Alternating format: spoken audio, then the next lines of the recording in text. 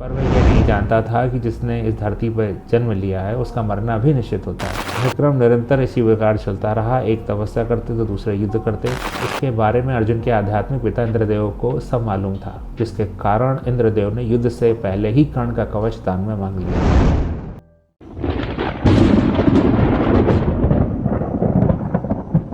दोस्तों, मैं गिरिराज सिंह दशा दिशा चैनल में आप सभी लोगों का स्वागत करता हूं। हम ऐसे ही धार्मिक कंटेंट से भरे वीडियोस लाते रहते हैं। अगर आप इस चैनल पर नए हैं तो आगे बढ़ने से पहले इस चैनल को सब्सक्राइब कर लीजिए ताकि आपको ऐसे ही इन्फॉर्मेटिव वीडियोस हर दिन मिलते रहें।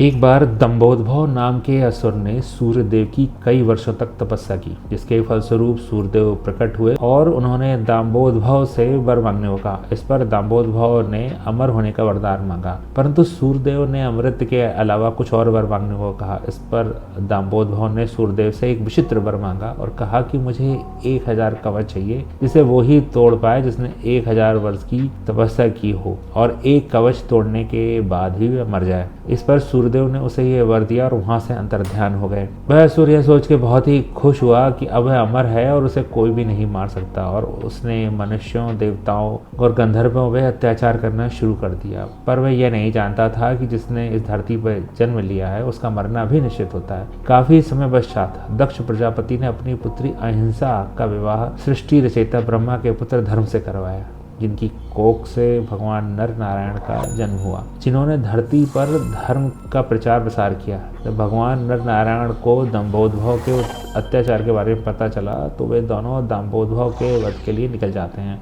दांभोदभ के विचित्र वर के कारण उसके वध के लिए नर नारायण भी एक विचित्र युक्ति निकालते हैं, जिसके अनुसार एक बार नारायण दांभोदभ को युद्ध के लिए ललकारते हैं और वो दोनों के में युद्ध प्रारंभ हो जाता है और 1000 वर्षों तक युद्ध चलने के बाद नारायण दांभोदभ के कवच को तोड़ देते हैं और मृत्यु को प्राप्त हो जाते हैं। इतने में नर आ जाते हैं जो 1000 वर्षों से महादेव की तपस्या कर रहे थे, जिसके फलस्वरूप महादेव ने उन्हें महामृत्युंजय मंत्र दिया था। उस महामृत्युंजय मंत्र से नर ने नारायण को पुनर्जीवित कर दिया। क्योंकि नर और नारायण के जिस्म अलग अलग थे परंतु आत्मा उनमें एक ही थी, इस कारण से एक की तपस्या दूसरे के काम आ रही थी। अतः यह है कि 1000 वर्षों तक नारायण की आत्मा ने भी तपस्या की, जिसके कारण वह दांभोदभ के कवच को तोड़ पाए। अब नारायण तपस्या करने चले जाते हैं और नर दांभोदभ से 1000 वर्षों तक युद्ध करते हैं। यह क्रम निरंतर इसी प्रकार चलता रहा। एक तपस्या करते तो दूसरे युद्ध करते।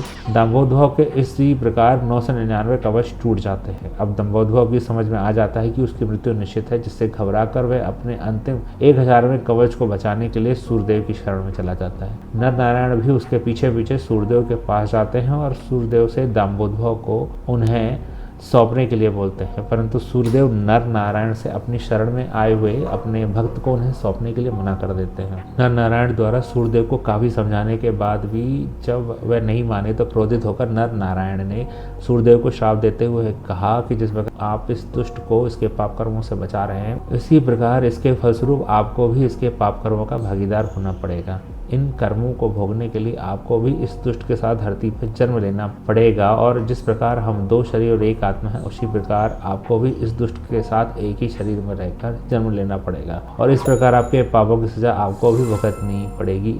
इस प्रकार त्रेता युग में सूर्यदेव ने दांभोदभ की रक्षा कर ली। श्राप के फलस्वरूप द्वापर युग में कर्ण का जन्म हुआ, जिसमें दांभोदभ और सूर्यदेव का अंश समाहित था। सूर्यदेव के अंश के कारण ही कर्ण परम तेजस्वी था और दांभोदभ के अंश के कारण ही उन्हें अपने कर्म फल के लिए अन्याय और अपमान सहना पड़ा। त्रेता युग में युद्ध के दौरान आखिरी बचा हुआ दांभोदभ का कवच ही द्वापर युग में कर्ण के पास था। त्रेता के नर नारायण ने दांभोदभ को मारने और धर्म की रक्षा के लिए द्वापर में क्रमशः अर्जुन और श्री कृष्ण का अवतार लिया। सूर्यदेव के वरदान के कारण अगर अर्जुन कर्ण को उनके कवच के साथ मारते तो अर्जुन का भी वध हो जाता। इसके बारे में अर्जुन के आध्यात्मिक पिता इंद्रदेव को सब मालूम था, जिसके कारण इंद्रदेव ने युद्ध से पहले ही कर्ण का कवच दान में मांग लिया था और अंत में अर्जुन यानी नर के हाथों ही कर्ण यानी दांभोदभ का अंत हुआ।